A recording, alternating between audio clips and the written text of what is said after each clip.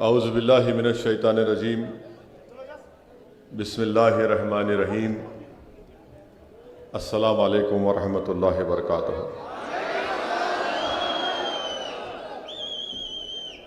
बसवा कल्याण के मजलिस इत्तेहादुल मुस्लिमीन के सदर मोहतरम जनाब सैयद अख्तर साहब, ज़िले गुलबर्गा के मजलिस इत्तेहादुल मुस्लिमीन के सदर मोहतरम जनाब अब्दुल रहीम साहब,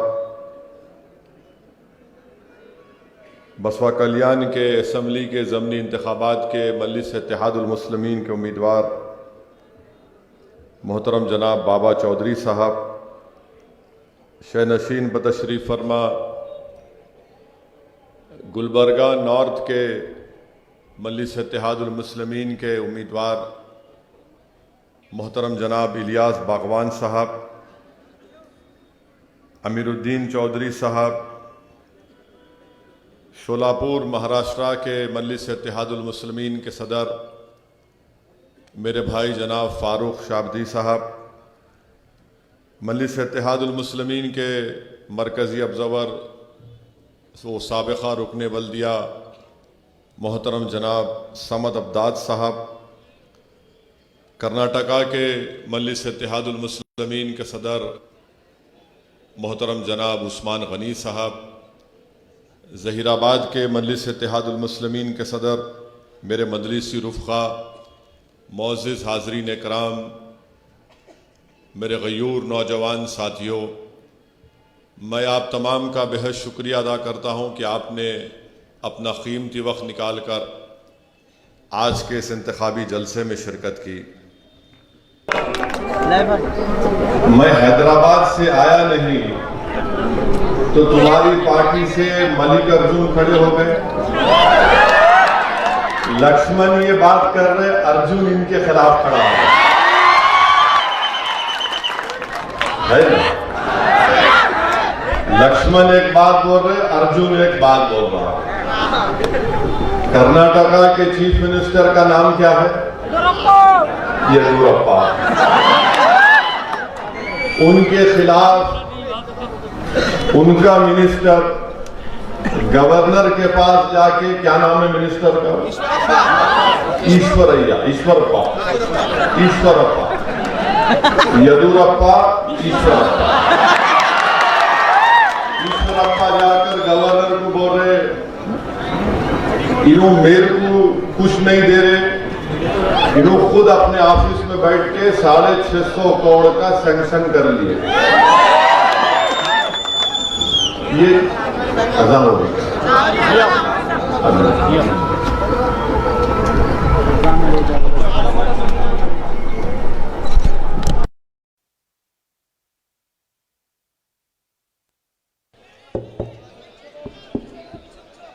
बिस्मिल्लाहिर्रहमानिर्रहीम।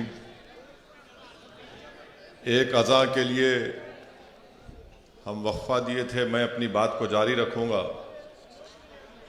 मैं आपके सामने अर्ज़ कर रहा था कि मजलिस इत्तेहादुल मुस्लिमीन के ऐलान के बाद कि हम बसवा कल्याण के ज़मनी इंतखाबात में लड़ेंगे, अल्लाह के फजलो करम से दूल्हे भाई के आने से पहले बारात का जिक्र शुरू हो गया। मैं बीजेपी के लोगों से पूछ रहा हूं, भाई साहब, ये ईश्वरप्पा येदियुरप्पा का झगड़ा कैसे हुआ? मेरे नाम पे हुआ या 650 करोड़ के सैंक्शन पे हुआ? इन दोनों को मलाई नहीं मिली तो मेरे तरफ देख रहे। आप खुद देख लीजिए, बीजेपी में खुद अल्लाह के फजलो करम से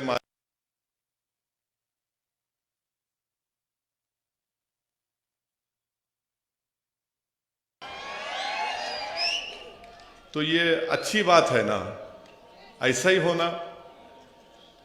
क्योंकि इनके हम एक नमाज के लिए रुक गए तो मैं अपनी बात को जारी रखूंगा।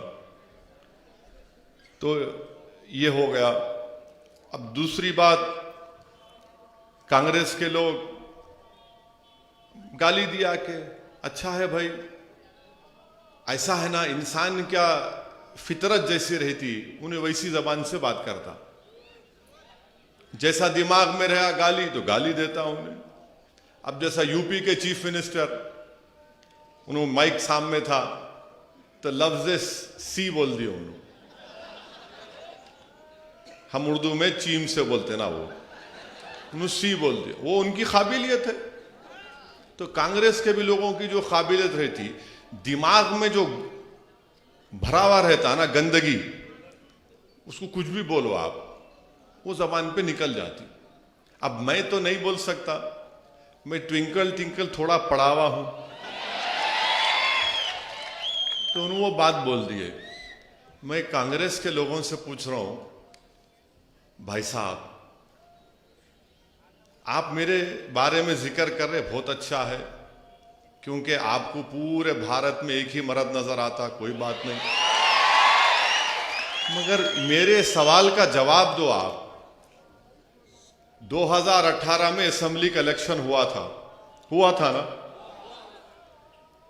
कांग्रेस के 13 एमएलए बीजेपी में कपड़े उतार के भाग गए। माने कांग्रेस के कपड़े उतारे, पूरे नहीं उतारे, 13 के 13 भागे ने भागे, 3-13 हो गए, हुए ना, मेरे से पूछ के गए थे, 13 के 13 भाग गए। अरे तुम्हारी दीवार कूद के येदुरप्पा की तरफ भाग गए, उन्हें अच्छा है बोल के, मगर इनको येदुरप्पा को कुछ नहीं बोल सकते, इन्हों असउद्दीन ओवैसी को आंखा दिखा रहे। अरे वहां आंख दिखा बाबा, वहां बोल कुछ नहीं, मैं तेरे को बोलता हूं, बोलो, तुम मजनू हो मैं लैला हूं, वहां नहीं बोलेंगे, वहां बोले तो उनको डर क्या है कि उन्हें कुछ नहीं, अच्छा ठीक है, क्या है कि वहां कुछ बोले तो उन्हें कुछ फाइल खोलते शायद हमारी, तो हमारे को बोलो भाई साहब तुम्हारी इतनी फाइल मेरे कने है, तुम्हारा पूरा रिकॉर्ड मेरे पास है, अभी खाली स्टार्ट कर रहा हूं। 13 कांग्रेस के एमएलए जीत के बीजेपी में चले गए, अब इसके बारे में कोई बात नहीं करते। और फिर कांग्रेस पार्टी में भी 2 ग्रुप है, इन्हों आके बोल रहे कांग्रेस, इन्हों आके वोट डिवाइड कर रहे, इन्हों बी टीम है, फुला है, ये है। एक बात तो सच है, कांग्रेस में भी 2 ग्रुप है, एक डीके का, एक सिद्धारामैया का, है ही नहीं है, खुली बात है ना, एक डीके का ग्रुप का, एक सिद्धारामैया ग्रुप का। अब ये डीके के ग्रुप वाले, सिद्धारामैया ग्रुप वाले, ये दोनों की लड़ाई चल रही, ये भी अच्छा है, वेरी गुड, हमारे पीछे नहीं पड़ते, तुम लड़ते रहो, अल्लाह करे तुम्हारी और खलीज बढ़ते जाए, अल्लाह करे कि लक्ष्मण और अर्जुन में और दूरियां पैदा हो, अल्लाह करे कि येदुरप्पा और ईश्वरप्पा में और दूरियां पैदा हो, अल्लाह करे कि दोनों खत्म हो जाए सियासी तौर पे। आप आमीन तो बोल सकते हैं ना, बोलो, इसमें कोई तकलीफ नहीं है। तीनों के 3 भाग गए। अरे तुम्हारे को चीफ मिनिस्टर तुम बने, तुम्हारे को छोड़ के भाग गए, मेरे को पूछ के गए, या मैं उनको कल्याणी बिरयानी खिलाया था, वहां जाओ, गए नहीं गए, 3 गए नहीं गए, अब उसका जिम्मेदार कौन? अरे हर चीज का, अगर कुछ भी कल कल्याण, बसवा कल्याण में अगर मुर्गी बांग नहीं दी सुबह 4 बजे, नहीं शेरवानी गई होंगी यहां से, भैंस दूध नहीं दी, नहीं यहां से कुछ बोले होंगे, मंजलिस वाले गए होंगे, बाबा चौधरी गया होगा यहां से, यानी हद हो गई गुरूर तकब्बुर की कि हर चीज कुछ भी हो नहीं, इन्हों जिम्मेदार। भाई साहब वक्त है, गर्दन मोटी है, मालूम झुक नहीं सकती, अगर नहीं झुक सकती तो कम से कम बैठ के झांक लो गिरेबान में, कितने गलतियां आप कर रहे हैं। जेडीएस के 3 भाग गए, कांग्रेस के 13 भाग गए, और फिर इन्होंने मजलिस को बी टीम, मजलिस वोट काटने आई, और फिर बोलते नहीं उनको पैसों से खरीद लिए। अरे भाई साहब, तुम बिकने तैयार हो तो मैं क्या करूं? और फिर बीजेपी ने तो माशाल्लाह लक्ष्मण गारू हैदराबाद से आ रहे डिवाइड करने बसपा कल्याण को। सीडी देखे क्या? सीडी मालूम ना सीडी क्या है? तू देखना नहीं है, गंदगी है, आंख का गुना भी होता नहीं देखना, मगर सीडी है। लक्ष्मण गारू तुम देख के बोले होंगे। हाँ, अब ये सब कि हमारे पीछे असल हिस्सा क्या है, तकलीफ क्या है, मैं आपको बोलता हूं। तकलीफ ये है कि मजलिस इत्तेहादुल मुस्लिमीन का इलेक्शन लड़ना इनके लिए बड़ा तकलीफ दे है। वो हरगिज ये नहीं चाहते कि बसपा कल्याण में गरीब और मजलूम आवाम की एक लीडरशिप बने। ये हरगिज बर्दाश्त नहीं कर सकते कांग्रेस, बीजेपी, जेडीएस वाले। इनको डर इस बात का हमेशा, ये मजलिस वाले जहां भी जाते लीडरशिप को बनाते, और हमारा काम भी यही है कि जमीन से लीडर बने, क्योंकि ना आसमान से कोई जमीन आने वाला है, ना कोई जमीन से निकलकर कोई लीडर आने वाला। लीडर आपके दरमियान में ही कोई बनेगा, और वो बनेगा इंशाअल्लाह ताला।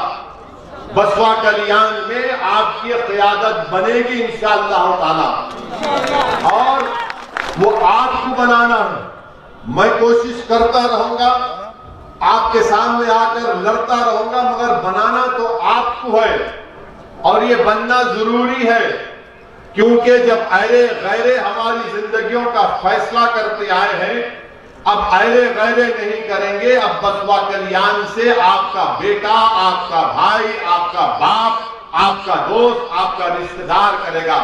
ये इनको तकलीफ होती है कि ये क्या हो रहा है। इनका मामला यह है, कांग्रेस का, जेडीएस का, बीजेपी का, कि इनको कभी भी इनकी लीडरशिप बनने मत दो। इनको मोहताज बना के रखो, हमारा इनको मोहताज बना के रखो, इनको हमारा डर इनके दिलों में बिठा के रखो, इनको खौफ दिलाओ, इनको नाउम्मीद कर दो, इनमें कभी जुस्तजू करने की सकत पैदा ना हो सके, इनमें हरकत करने की कैफियत पैदा ना हो, यह इनकी कोशिश है। और मैं, अल्लाह मुझे जब तक जिंदा रखेगा, मैं इंशाअल्लाह ताला आपसे वादा कर रहा हूं कि कश्मीर से कन्याकुमारी तक असदुद्दीन ओवैसी और मेरे तमाम मजलिस रुफ़क़ा इस वतन अजीज में मजलूम अवाम की एक नई लीडरशिप को पैदा करेंगे। जब तक जिंदा रहेंगे, क़यादत को बनाएंगे और बनाकर जाएंगे इंशाअल्लाह।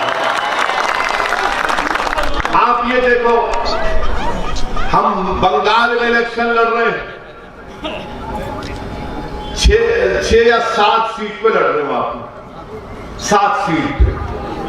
इतनी तकलीफ, इतनी तकलीफ। ममता बनर्जी को तकलीफ, कांग्रेस को तकलीफ, वो लेफ्ट फ्रंट, वो लेफ्ट फ्रंट कांग्रेस का तो बंगाल में अपन ये दक्षिणी जमाने बोलते ना, उतरावा शहर इन्हें नहीं जिंदा होता। तो यहाँ तो माशाल्लाह अपना एक से एक लारी चलाने वाले, कॉन्ट्रैक्टर, ट्रेलर, बैटरी का चार्ज करने वाले, सब पूरा इंजन खोल के रख देते यहाँ पर। तो इस वास्ते तकरीर का आगाज भी इंजन को खोला था, खाली इंजन को खोला, अभी पूरा उतारा नहीं, उसको खोला था, बानर उठा के खाली दिखाया। मेरे को भी थोड़ा आता गाड़ी का काम, सियासी गाड़ी का काम। आप असल गाड़ी चलाने वाले हैं, और इंशाअल्लाह ताला मुझे यकीन है कि बसपा कल्याण में आप एक नई तारीख को रकम करेंगे इंशाअल्लाह। इसीलिए मजलिस इत्तेहादुल मुस्लिमीन ने नॉर्थ गुलबर्गा से इलियास बागवान साहब को हम ऐलान कर दिए। लोग बोले अरे भी इलेक्शन को 2 साल है, 1.5 साल है, ऐलान कर दिए कैसे जल्दी। मिला शादी की तारीख निस्बत है वास्ते दूल्हे को तय करते नहीं करते, दूल्हा बात तो पक्की कर लो, रुखा बाद में छपाएंगे बंदी। तो हम भी इलियास बागवान से साहब को अपना कैंडिडेट डिक्लेयर कर दिए। और हमने इसलिए किया कि बहुत से लोगों में ये गलत फहमी है कि 5 साल पहले मजलिस इत्तेहादुल मुस्लिमीन जब इलेक्शन नहीं लड़ी तो लोग ये बोल रहे हैं नहीं नहीं अब के बार भी मजलिस वाले नहीं लड़ते इलेक्शन, 5 साल पहले भी नहीं लड़े थे। तो मैं आपको बताने आया हूं कि आने वाले ये इलेक्शन में तो हमारे कैंडिडेट हैं, बाबा चौधरी हैं। असेंबली के इलेक्शन जब आएंगे इंशाअल्लाह ताला हम ना सिर्फ गुलबर्गा बल्कि बिदर, हुमनाबाद, बीजापुर,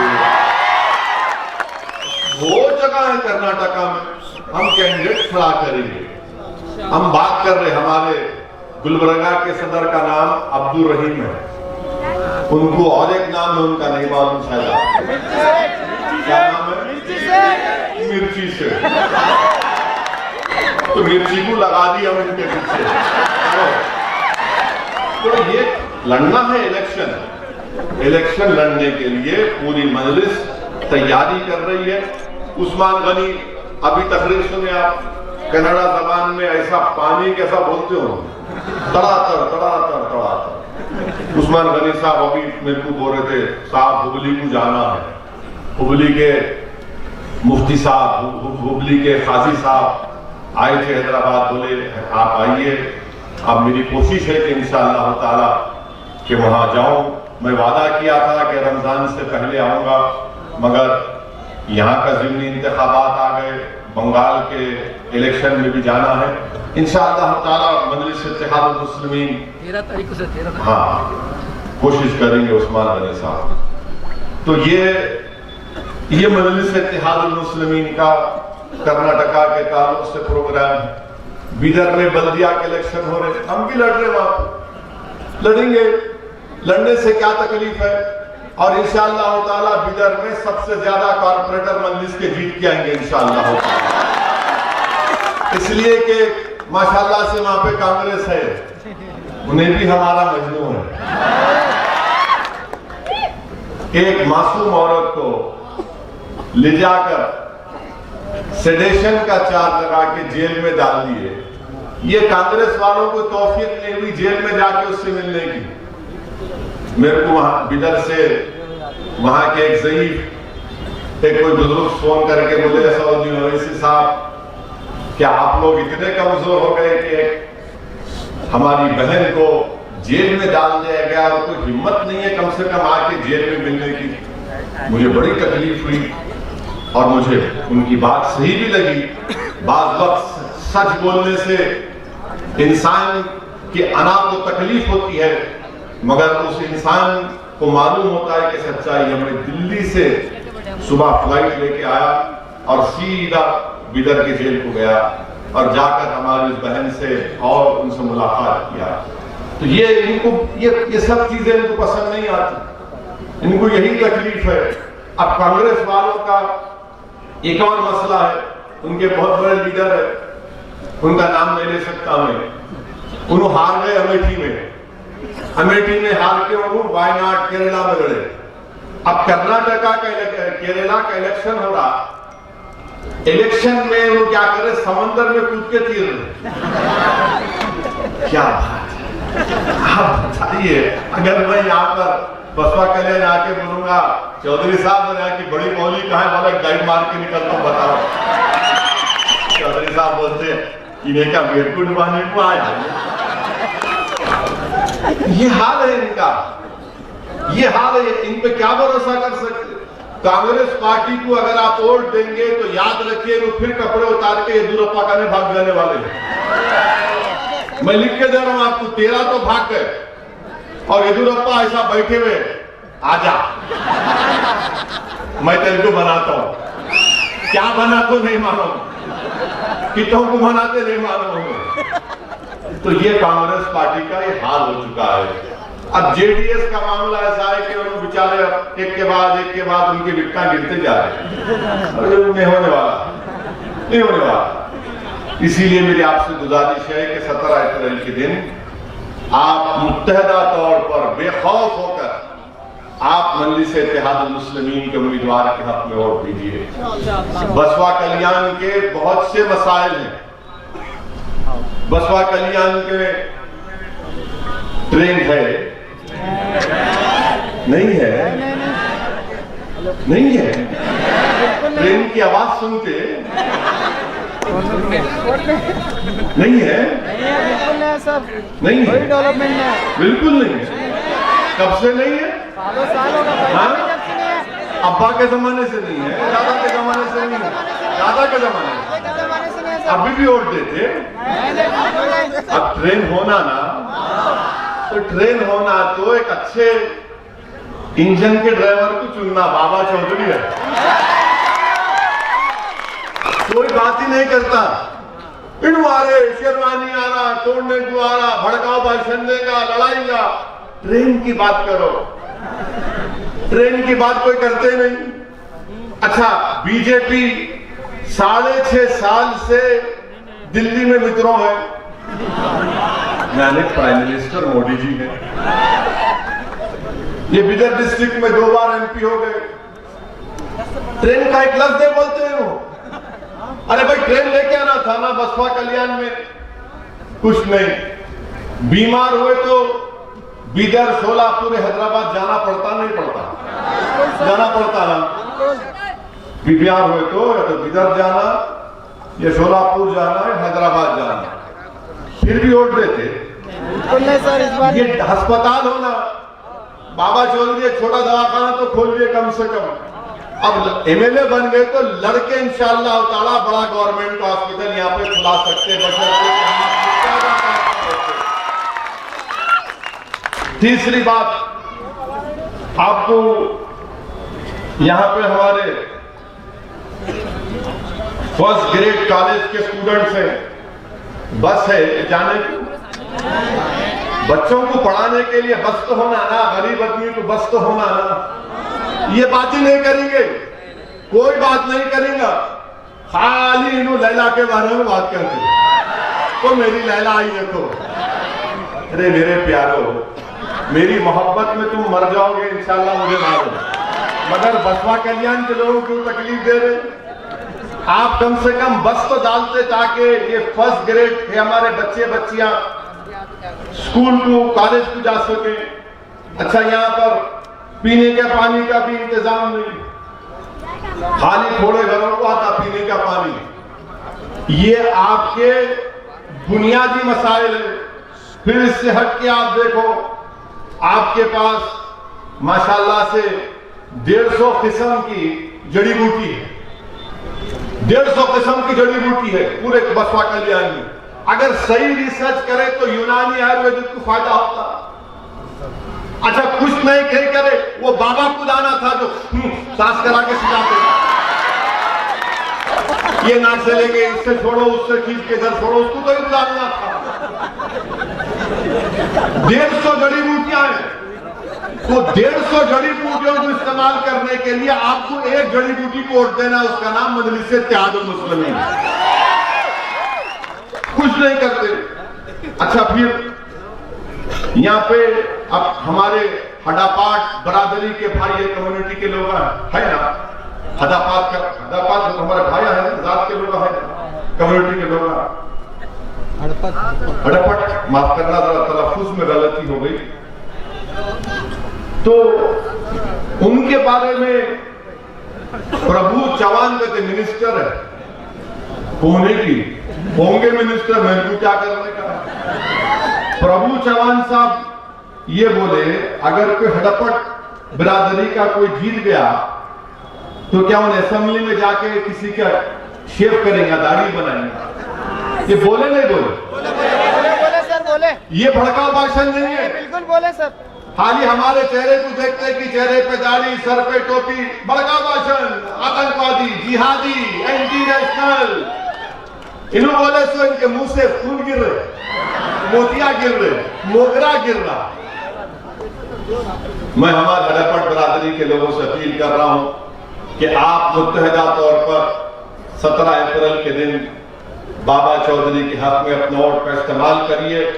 हम आपसे वादा कर रहे हैं कि इंशाअल्लाह ताला हम पूरा आपके साथ कंधे से कंधा मिलाकर आपकी मसाइल के लिए, आपके इंसाफ के लिए लड़ेंगे इंशाअल्लाह ताला। फिर हमारे मराठा बरादरी के लोग भी इस असेंबली हल्के में बसपा कल्याण में रहते, बरसों से हमारे मराठा भाई बोल रहे कि हमको रिजर्वेशन दो, मगर येदुरप्पा ईश्वरप्पा खाली मलाई पे लड़ रहे। 650 करोड़ मेरे को कर दिया है, मेरा काम पहचान लिया। वो लड़ते थे घर में, जब आया एक भाई लेकर कुछ भाग जाता तो दूसरा भाई जाके रोता, अम्मी क्या बात, मेरा खिलौना लेके भाग गया। इनका हाल यही है। हमारे मराठा भाइयों को रिजर्वेशन दीजिए, हक बनता उनका।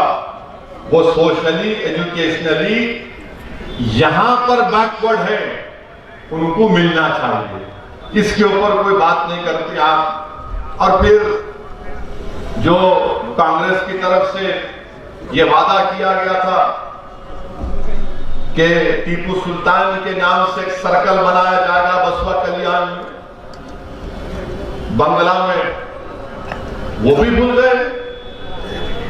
आप क्यों नहीं बनाते भाई? हम आपसे वादा कर रहे हैं कि इंशाअल्लाह ताला आप बसपा कल्याण से, आप यहां से हमारे कैंडिडेट को कामयाब करिए। हम ना सिर्फ टीपू सुल्तान सर्कल के नाम से खीर बनाएंगे, बल्कि झांसी की रानी का भी नाम रखेंगे इंशाअल्लाह। ये भी नहीं करते। अच्छा, ऊपर से लक्ष्मण बोल दिए। मैं आ रहा हूं और यहां पर डिवाइड करने की बात करूंगा। मैं लक्ष्मण साहब की पार्टी से पूछना चाह रहा हूं, आपने पूरे कर्नाटका में कैटिल बैन क्यों लगाया? आपने भैंस के काटने पर भी पाबंदी क्यों लगाई? आप कौन होते? मैं घर में क्या खाता हूं, क्या पहनता हूं?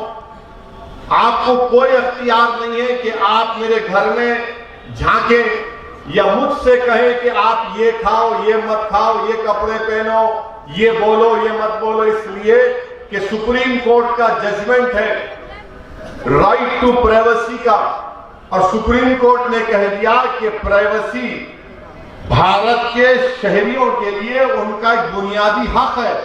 और प्राइवेसी का मतलब यह है कि मैं कुछ भी कर सकता हूं, बशर्ते कि मैं कानून ना तोड़ूं। मैं अपने घर में कुछ भी कर लूंगा। आप कौन होते? और इनके इस फैसले से पूरे कर्नाटका में 50 लाख लोग बेरोजगार हो चुके हैं। 50 लाख लोग, जिसमें हमारे कुरैश बरादरी की एक बहुत बड़ी तादाद है। वो तो उनका ऑक्यूपेशन है। बरसों से 100 साल 200 साल से वही काम कर रहे हैं। आप पूरा उनको रोड पे ला दिए, पूरा का पूरा उनको बर्बाद कर दिए। और फिर इसका सबसे बड़ा नुकसान किसान को हो रहा है।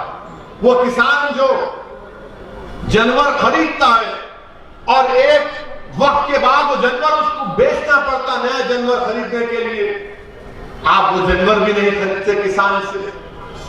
आप कुरैश बिरादरी को बर्बाद कर दिए। अब बताइए फिर गरीब कहां जाएगा, क्या खाएगा?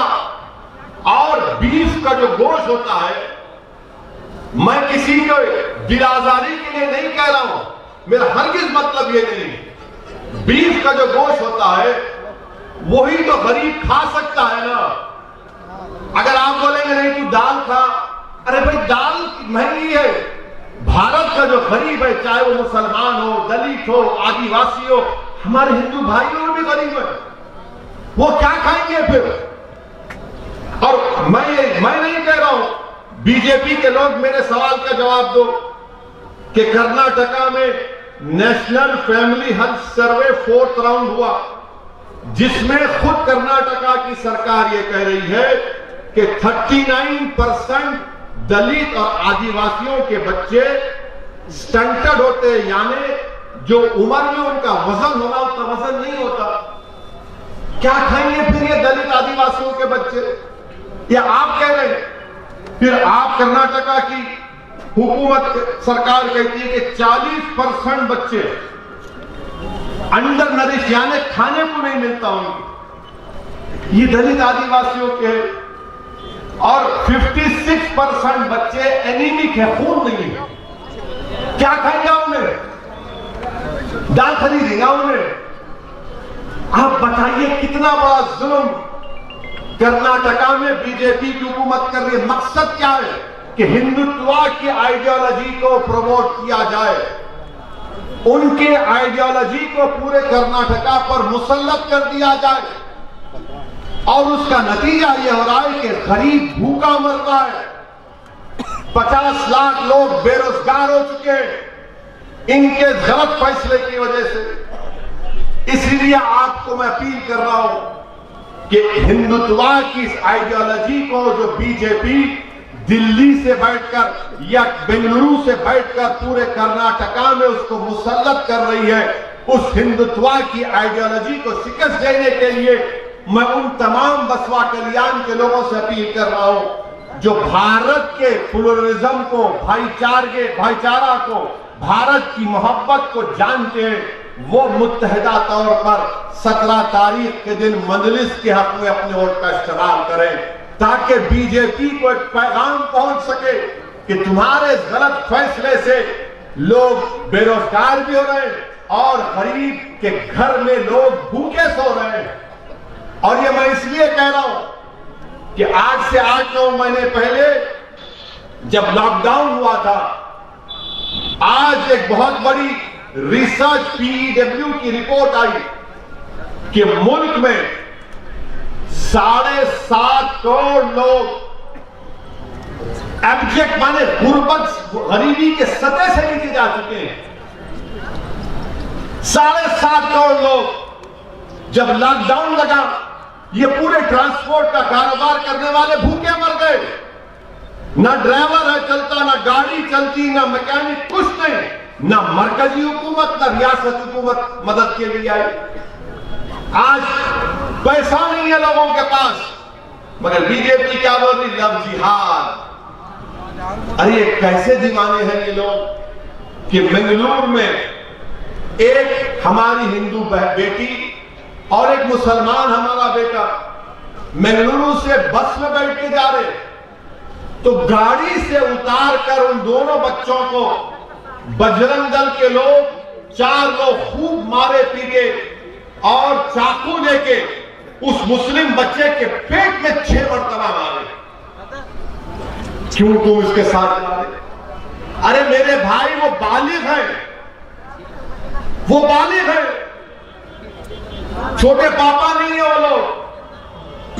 आप कौन होते हैं उनको रोक के पूछने वाले? आपको इख्तियार किसने दिया? किसने आपको इतनी हिम्मत दी कि आप सरेआम बस को रोक कर, बस से उतार कर बच्चे को पीटते हैं कि तू इसको लेके जा रहा हो? बच्ची बोल रही है, अरे भाई मैं इसको मेरे साथ जा रहे, कुछ भी नहीं है। नहीं तू ये कर रहा, और चाकू मार दी। ये मैं नहीं कह रहा हूं, बेंगलुरु के पुलिस कमिश्नर ने कहा कि बजरंग दल के लोग थे। अब इस पे बोलो लक्ष्मण, नहीं बोलेंगे लक्ष्मण, तुम सन्नाटा तारी हो जाता। और फिर वही बेंगलुरु में एक और वाकया हुआ। रहमान और मुस्तफा एमटी गाड़ी में जा रहे, रहमान और मुस्तफा खाली गाड़ी। ये संघ परिवार के गुंडे रोक के रहमान मुस्तफा को इतना मारे कि सर पे दोनों के 15-16 टाके जिस्म छन्नी कर दिए मार के। क्यों मारे? नहीं तुम काऊ के स्मगलर है। अरे गाड़ी खाली है रे, कुछ भी नहीं है उसमें। तू आंख का अंधा है मालूम, दिमाग का पागल भी है, मगर देख तो सही गाड़ी में कुछ है, और अगर है भी गाड़ी में तो तू कौन होता रोकने वाला? तू पुलिस का कमिश्नर है, तेरे बाप की हुकूमत है, कानून तेरे बाप का है या संविधान के चलेगा कर्नाटका? रोक के मारे उन बच्चों को, सर फोड़ दिए, कुछ नहीं। ना येदुरप्पा बोलते, ना ईश्वरप्पा बोलते, ना लक्ष्मण बोलते, ना मोदी बोलते, ना अमित शाह बोलते, ना डीके बोलते, ना सिद्धरामैया बोलते, सब बैठ के तमाशा देख रहे। थाली नहीं बजाना है, सोचना है। थाली बजाने के लिए नहीं बोल रहा हूं, दिमाग जब यहां से आप जाएंगे, मैं आप चाहता हूं कि आप एक फिक्र लेकर उठे, पैगाम लेकर उठे, ताकि आप एक जहन बना ले 17 तारीख को पतंग के निशान पर बटन दबाने के लिए। वो पैगाम मैं आपको देना चाह रहा हूं मेरे अजीज दोस्तों और बुजुर्गों। और फिर कर्नाटका में अल्लाह के रसूल सल्लल्लाहु अलैहि वसल्लम की शान में गुस्ताखी हुई। बेंगलुरु में धरना हुआ, गड़बड़ हुई, तशद्दुद हुआ, बच्चों को पकड़ा गया। उन पे क्या कानून लगा दिए? Unlawful activities prevention act, unlawful activities prevention act. ये कानून में इस बात की गुंजाइश है कि 180 दिन तक आप एक शख्स को या जो भी पकड़ेंगे उनको जेल में रख सकते हैं, डिटेंशन में। कितने दिन? 180 दिन। 180 दिन में तो कितने हो गए प्यारे? कितने महीने हो गए? कितने? 6 महीने 180 डेज रख सकते हैं। यह कानून कौन बनाए मालूम आपको? कौन बनाए कानून मालूम आपको? कांग्रेस पार्टी। कांग्रेस पार्टी बनाई। 2008 में चिदम्बरम तरमीम करे। मैं दिल्ली में यूपीए हुकूमत की तारीफ कर रहा था, मैं पार्लियामेंट में मुखालिफत किया, उसके खिलाफ वोट दिया। आप जाके देखो, यूट्यूब पे तकरीर है। बाद में 2019 जुलाई में अमित शाह ने इस कानून को और गंदा कर दिया, बिल्कुल, और तरमीमात लेकर आए। उस तरमीमात में क्या था कि दिल्ली में एनआईए का कोई इंस्पेक्टर बैठ के बोल सकता कि बसवा कल्याण का फला शख्स टेररिस्ट है, बगैर कोर्ट उसको सजा दिए। कोर्ट किसी को सजा दिए तो बोल सकते हो भाई कोर्ट सजा दी, मुजरिम है। कुछ नहीं, दिल्ली में एनआईए का इंस्पेक्टर बैठ के एक बोल देगा फरमान कि फुला जैद बकर टेररिस्ट है बसवा कल्याण का। और अच्छा, दूसरा क्या किया कानून में? अगर कोई, मैं CAA के खिलाफ एहतजाज करूंगा या 370 निकाले उसके खिलाफ एहतजाज करूंगा तो लगा दो इनके ऊपर। ये जब कानून पार्लियामेंट में पास हो रहा था, मजलिस इत्तेहादुल मुस्लिमीन की तरफ से मैं और हमारे साथी इम्तियाज जलील साहब इसकी मुखालिफत करे, इसके खिलाफ वोट दिए। और मैंने अपनी पार्लियामेंट की तकरीर में पूरे कांग्रेस के बैठे थे 55 MP शायद उनकी, मैंने कहा कि ये तुम लोगों की गलती है, तुमने ये कानून बनाया, आज तुम यहां पर मोदी अमित शाह की तारीफ कर रहे हो। मैंने पार्लियामेंट में कहा कि अल्लाह ने चाहा तो इंशाअल्लाह ताला तुम्हारे बड़े बड़े लीडर 1-1 साल, 2-2 साल, 4-4 साल जेल में जब सड़ के आएंगे, तुमको गरीबों की तकलीफ मालूम होगी। तो पूरे कांग्रेस वाले खड़े हो गए, कैसा बोले हमारे को, क्यों बोले हमको? बोला क्यों, तुम क्या दूध के झूले में? तुमको नहीं बोल सकते। वही कानून पार्लियामेंट में कांग्रेस अमित शाह की तारीफ करी। पार्लियामेंट में कांग्रेस पार्टी अमित शाह के इस कानून को जो घंटा बना दिया गया, स्ट्रिंजेंट बना दिया गया, जो अंग्रेजी का लफ्ज है, उसकी कांग्रेस तारीफ करी। आज वही कानून की बुनियाद पर बेंगलुरु के बच्चे जेल में सड़ रहे हैं। मैं तशद्दुद की तारीफ नहीं कर रहा हूं, मगर यूएपीए लगा दिया, कांग्रेस पार्टी सपोर्ट की, तो मालूम हुआ कि दिल्ली में दोनों राम और श्याम की जोड़ी है। और बसवा कल्याण में आते ही शेरवानी बोलते, उन्हें बोलता ये बोलता बीटी। आप क्यों सपोर्ट किए बताओ ना? राज्यसभा में आपने क्यों तारीफ की? वही यूएपीए का कानून, इतना गंदा कानून है, बेल भी नहीं मिलती उसमें। यानी बेल अगर मिलना है तो कोर्ट को, मैं अगर वकील हूं तो कोर्ट को बताना पड़ता है कि आप, अगर ये बच्चा मुजरिम है, केस होगा उस पर, तो कोर्ट को मुतमईन करना पड़ता है कि इसके ऊपर कोई केस नहीं लग सकता। बेल में नहीं होता ये, मगर ये कानून बना दिए। कौन बनाए?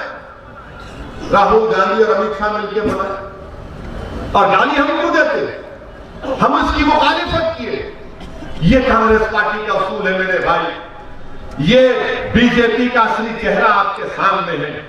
इसीलिए मेरी आपसे अपील है कि आपको बसवा कल्याण में इंशाअल्लाह ताला, बल्कि पूरे कर्नाटका में आपको अपनी एक क़यादत को बनाना है। मैं यहां पर अपनी मकबूलियत में इजाफा करने को नहीं आया हूं, मैं यहां पर अपनी जात के लिए नहीं आया हूं। अल्लाह मेरी नीयत को जानने वाला है।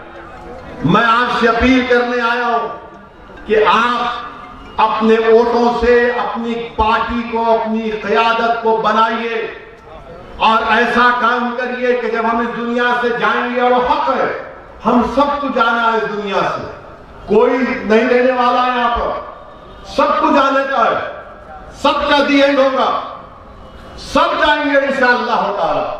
असदुद्दीन ओवैसी भी जाएगा, मैं भी जमीन की ग़िज़ा बनूंगा, मेरे जिस्म के हड्डियां इस जमीन की मिट्टी में गल जाएंगे, मगर मेरी नीयत यह है कि जब कभी भी अल्लाह मेरी जिंदगी मुझसे छीन ले, अल्लाह का हक है, वो अल्लाह ही करने वाला, मगर मेरा मकसद एक ही है, हम मेरे तमाम मजलिसी रुफ़क़ा का मकसद एक ही है कि हम चले भी जाएंगे तो आपके पास आपके लिए लड़ने वाला हो, आपकी क़यादत हो, आपकी आवाज, आपकी तमन्नाओं, आपकी तकालीफ को कोई बयान करने वाला हो, कोई नौजवानों के हिम्मतों को टूटने ना दे, कोई नौजवानों के आंखों से बहते आंसू को रोक कर कहे कि रोने का टाइम नहीं है, रुलाने का टाइम है।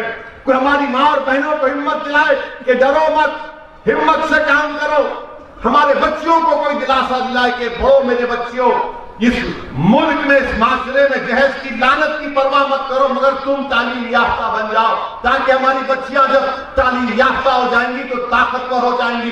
ये काम हम करना चाहते हैं। ये मजलिस इत्तेहादुल मुस्लिमीन का पैगाम है, ये हमारे ख्वाब है मेरे भाई। और मैं आपसे अपील कर रहा हूं कि तुम भी ख्वाब देखना शुरू करो, तुम भी ख्वाब देखना शुरू करो। ये ख्वाबों को पूरा करने का वक्त है। अब आंसू बहाने का वक्त नहीं है, डरने का वक्त नहीं है, ये सोचने का वक्त नहीं है कि अगर इनको वोट दिए तो क्या होगा। अरे क्या होगा मेरे भाई, मेरे बुजुर्गों। लोग आकर इस जलसे के बाद आपसे बोलेंगे कि असदुद्दीन ओवैसी फिरका परस्त है, मजलिस सेकुलरिज्म को कमजोर करना चाहती है।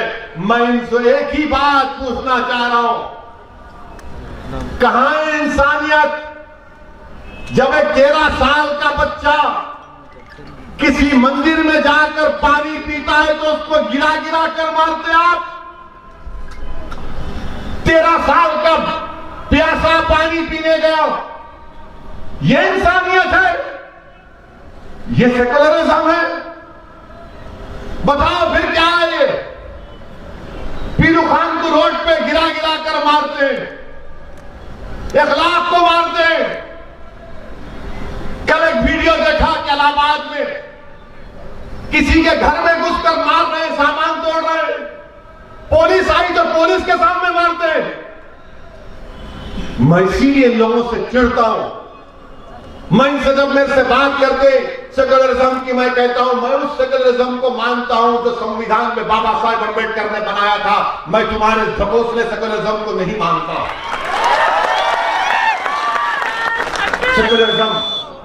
सेकुलरिज्म के नाम पे आके डराएंगे, डरा के वोट हासिल करेंगे, डराकर हमको वोट देंगे। नहीं नहीं, अगर आप नहीं दिए तो उन्होंने आ जाते। अरे तुमको दिए थे ना, तुम्हारे 13 भाग गए उसके पास। तुमको ही दिए थे ना, तुम्हारे तेरा का तेरा भाग गए मोदी के पास चाय पीने। हम तो बोल रहे थे मत भागो, तुमको कल्याणी बिरयानी खिलाएंगे, मगर तुम चाय के ऊपर भाग गए। क्या बोल सकते। इसीलिए मेरे अजीज दोस्तों और बुजुर्गों, मेरी आपसे नमन गुजारिश है कि हमको अपने इलेक्शन में जमहूरी तरीके से, अददी तरीके से, मुत्तहिदा तौर पर हमको अपने सियासी शऊर को बताना है। और याद रखिए, ये पहला इलेक्शन हम लड़ रहे हैं, ये आखिरी नहीं होगा। हम हर बार इलेक्शन लड़ते रहेंगे इंशाअल्लाह ताला। अल्लाह जीत हमको कामयाबी देगा, अल्लाह के बारगाह में सजदा करेंगे, अल्लाह कुछ और नतीजा देगा तब भी हम कहेंगे अल्हम्दुलिल्लाह अल्हम्दुलिल्लाह। मगर हम लड़ते रहेंगे, हम लड़ते रहेंगे, पीछे नहीं हटने वाले हैं। दुनिया में तुम कितनी बातें बोल सकते, बोल लो मेरे बारे में। तुम बी टीम बोलो, ए टीम बोलो, ये पैसों के नाम पे फुला क्या क्या बोल सकते बोल लो, मगर मैं जानता हूं कि मैं तुम्हारे इल्जामात से पीछे हटने वाला नहीं हूं। मगर जब तुम मुझे बोलोगे, एक बात याद रखो, तुम्हारा एक एक जुमला मुझे अपने हौसलों को बुलंद करता है। तुम्हारी एक एक गाली मेरे अज़म को बुलंद करता है। तुम्हारे एक एक झूठ मुझे सच्चाई के रास्ते पर चलाती है।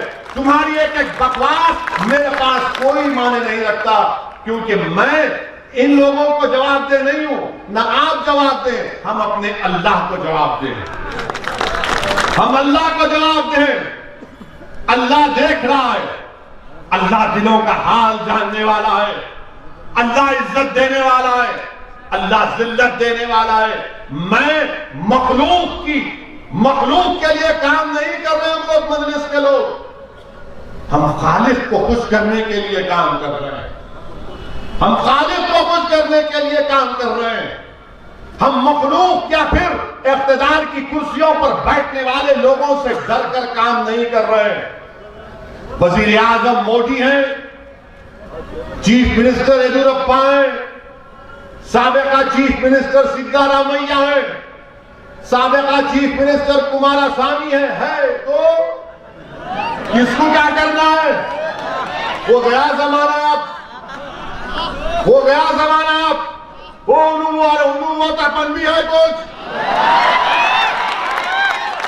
ना। मुझ में फर्क है, अगर मोदी है तो मुझे भी उतना हासिल है भारत में। अगर सिद्धारामैया है तो मुझे भी उतना हासिल है। येदियुरप्पा है तो मैं भी बराबर हूं येदियुरप्पा के, ना वो बड़े हैं ना मैं छोटा हूं। ये मिजाज हमको पैदा करना पड़ेगा। ये नहीं पैदा होने देते लोग, तो बोलते नहीं, इन्हें आकर ये तमाम जहर फैला देता। अरे जहर मैं नहीं फैलाया हूं, तुमने तो हमारी बर्बादी के लिए एक जहर का झाड़ बना के रख दिया। तुमने जहर का झाड़ बना दिया और तुम हमको जहर दे रहे हो। तुम हमको जहर दे देकर कमजोर करती हो।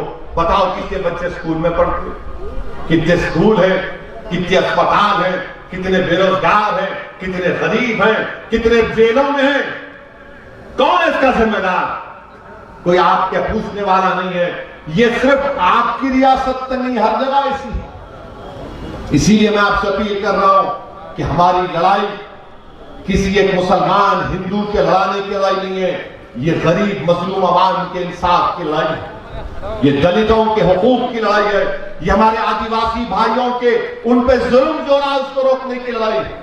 और मेरे अजीज दोस्तों और बुजुर्गों, हमारे वतन अजीज में अजीब माहौल। जब लॉकडाउन नहीं करना, हमारे वजीर आजम 8 बजे आ गए। 8 बजे आ गए थे। कब आए थे? मार्च में, याद है? पिछले साल मार्च में बोले मैं 8 बजे आ रहा हूं। मेरे को बीजेपी के लोग बोले क्या दिखता आपको? मिला बाबू 2000 तो गए तो नहीं हो जाते।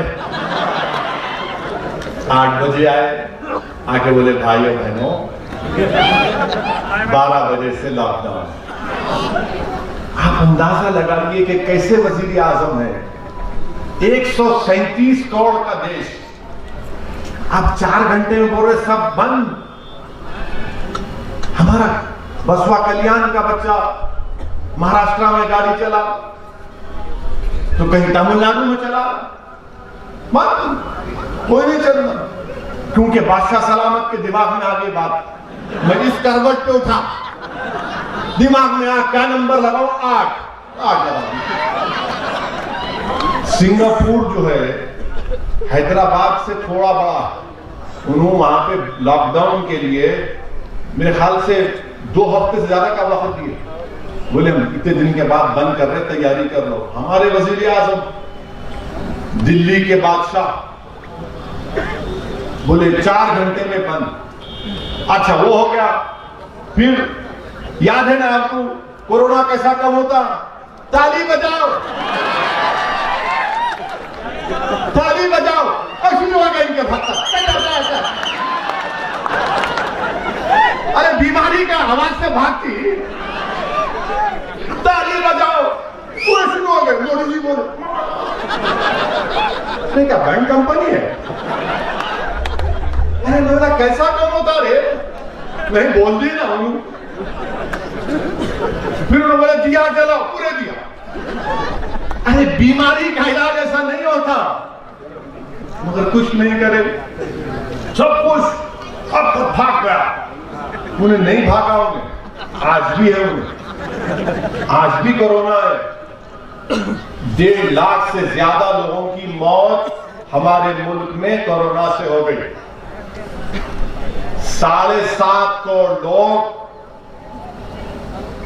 बिलो पॉवर्टी लाइन से नीचे चले गए। 10 करोड़ नौकरियां चलेगी इन्फॉर्मल सेक्टर में नरेंद्र मोदी के फैसले से। अब फिर कोरोना शुरू हो गया, जब तो खूब बाजा बजा, देखो मोदी जी बोले थे कोरोना जब खत्म हुआ था, खत्म क्या कम हो गए थे केसेस, 1000 10,000 हो रहे थे। अब अचानक क्या हो रहा, 1 लाख के ऊपर पूरे मुल्क में केसेस हो रहे। अब बजाओ थाली, बजाओ, शुरू जाओ टन, आ जाओ मोदी जी, कुछ नहीं बोल रहे हो, कुछ नहीं बोल रहे। आप बताइए कैसा होगा। मेरी आपसे अपील है कि कोरोना आज भी है, जरा मास्क लगाओ। हमारे ज़ईफ लोगों से मैं अपील कर रहा हूं, जो 60 साल के ऊपर के हैं, वैक्सीन ले लो, आप आपकी जान बचाओ। मैं हमारे बुजुर्गों से अपील कर रहा हूं कि आपकी जान बचाना बेहद जरूरी है।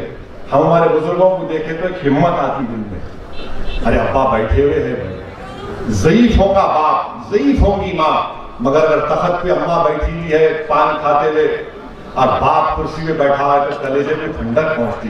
अरे ये हमारे लिए एक कीमती चीज है। इसलिए हमारे बुजुर्गों से अपील कर रहा हूँ, जरा इंजेक्शन ले लो, पहला एक वैक्सीन ले लो, उसके बाद एक 6 हफ्ते के बाद दूसरा ले लो। वैक्सीन लिए तो भी आता कोविड, मगर जान नहीं जाती, जान नहीं जाती आपकी, मगर वैक्सीन लो, जरा मास्क लगाइए और थोड़ा एहतियात करिए, और बुखार आया तो फौरन डॉक्टर के पास जाके बताना। हमारा मामला क्या है, अरे नहीं मैं खाया 1 दिन 2 दिन में कम हो जाता, नहीं होता कम में। शैतान जैसा हावी होता वैसा हावी होता हूं। हम बहुत से खूबसूरत लोगों को खो दिए, अब हम और लोगों को नहीं खोना चाहते, इसीलिए पूरी एहतियात करिए। हम येदियुरप्पा जी से अपील कर रहे हैं, जरा लगाओ ना इंजेक्शन, ईश्वरप्पा को भी लगाओ, पब्लिक को भी लगाओ। ए लक्ष्मण लगाओ ना जी, देखो लक्ष्मण मैं कितनी अच्छी बात करके गया, फिर 12 को आ रहा हूं। तो कोविड से आपसे अपील है कि मुकाबला करना है, हिम्मत मत हारिए और डरने और घबराने की जरूरत नहीं है। मैं आपसे माजरत चाहता हूं, मुझे कल सुबह 6 बजे बंगाल को जाने का है, वहां पे ममता बनर्जी इंतजार कर रही है, वहां पे कांग्रेस, लेफ्ट फ्रंट, बीजेपी सब इंतजार कर रहे हैं कब आएगी शेरवान। आप दुआ फरमाइए, अल्लाह हमारे हौसलों को बुलंद रखे और इंशाअल्लाह ताला हम सब मिलकर मेहनत करेंगे नतीजा अच्छा निकलेगा। आपसे अपील है कि आप हमारे कैंडिडेट को कामयाब करिए। अस्सलाम वालेकुम व रहमतुल्लाहि व बरकातहू।